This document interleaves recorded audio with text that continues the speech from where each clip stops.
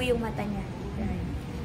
Nung 6 years na wala ka, hindi ka namin nakikita, ano ginagawa mo? Namamalengke ka ba? Nag-aral ka ba ng baking? Opo. Ano mga pinagagawa?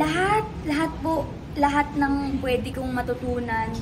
Nag-bike, nagluto, nag-bake, namalengke, nag-jogging, sumama sa pagtitinda, nagtinda ng fishbowl, ng rice, tumulong kay mamang maghimay ng saging, lahat. Tumambay, maglipas ng buong araw sa kwarto, mag-print ng napakaraming walang kwentang papel. Alam niyo po yun, parang gusto ko lang pong ma-maximize yung araw na I'm living. Yan. Na-enjoy mo naman. Opo, Sobra-sobra. saya po. Cyril, ang rare na maging this confident at such a young age. So, Opo. Siguro kasi po, maaga nga rin po ako talagang namulat sa mga kung ano-anong terms. Maaga ko pong naintindihan yung perspective ng iba. Maaga ko pong nakikita nila sa akin. Kaya at some point, naiintindihan ko.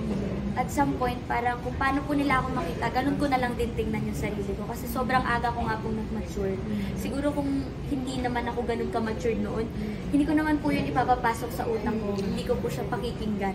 Hindi, Cyril, iba lang mag-process utak mo. Kasi marami siguro din nga namang po. naka-observe ng Siguro ganyan. nga. Hindi naman ganyan ang naging resulta. Siguro dahil din po sa family namin na hindi namin tinuturing yung isa't isa na bata ka lang. Bata ka lang. Kapag nakita nila na kayang gawin to ng isang tao, matanda or bata, sa family namin, matapang ka, matapang ka. Yun nga po yung sinasabi kong lumaki ako ng may pride, pero hindi sa ibang tao. Pride sa sarili ko na, sarili ko yung pinagpapataas ako na hindi. Opo.